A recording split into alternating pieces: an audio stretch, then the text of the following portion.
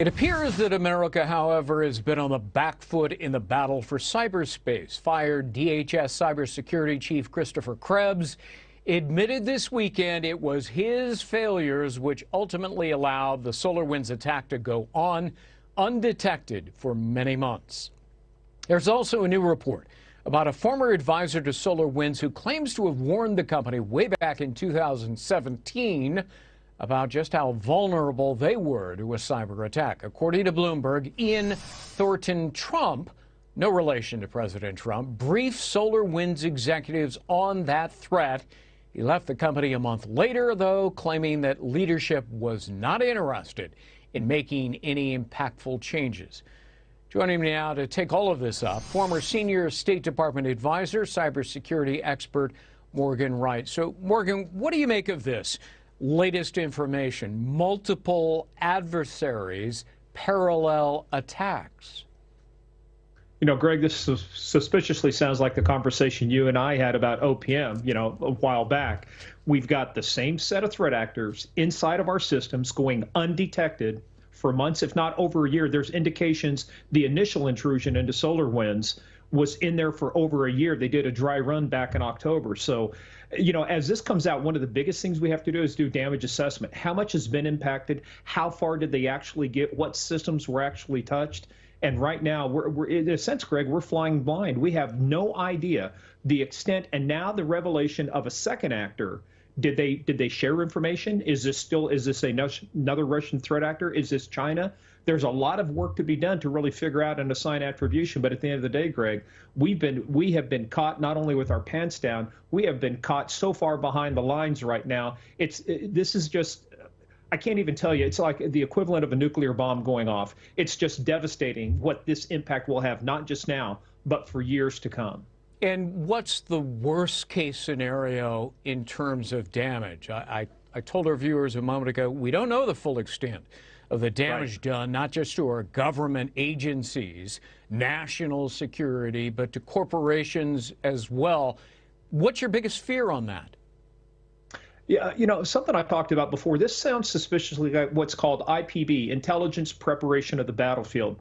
When you get into the National Nuclear Security Agency, the Federal Energy Regulatory Commission, when you get into these places that have sensitive information about our critical infrastructure, from banking to finance to the energy grid to water, my concern is that this information is being stockpiled for use at a future time.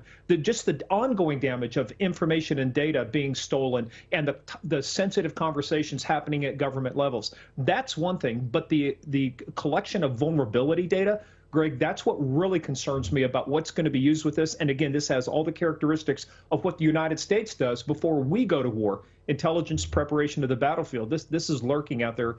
This is a huge issue that I think needs to be explored even further. Well, so this malware has slipped into the SolarWinds server software, and they were warned about it from one of their own people, warning the executives that essentially, your security systems are like a hunk of Swiss cheese. There's so many holes in it.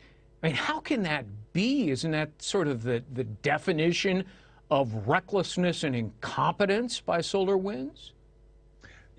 Greg, this is the frustrating part. Having practiced in this area for a long time, I work right now as the chief security advisor for SentinelOne.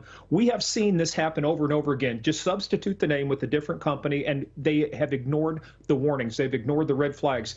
In this case for SolarWinds, they were looking at themselves even internally. Even this report from the person who quit, this Trump person, he's even looking at what if we get breached. What the real impact was, we've now broken into the locksmith store and gotten the keys to get into 18,000 homes without having to trip the alarms, without breaking glass. This is even worse than that. It's one thing for a company to get breached. It's another thing to use their technology to breach 18,000 or 500, whatever the damage of the extent may be. That's what's really happened here. And what's going to happen, I guarantee you, Greg, we're going to have congressional hearings. There will be some kind of legislation now that comes out of this that is going to put government regulation on top of how we handle things, very similar to Sarbanes-Oxley. Yeah. We'll have a digital version of something like that soon. But speaking of government regulations, this guy, Christopher Krebs, who was recently fired as head of the cybersecurity infrastructure security agency known as CISA, I mean, he said, look, I'm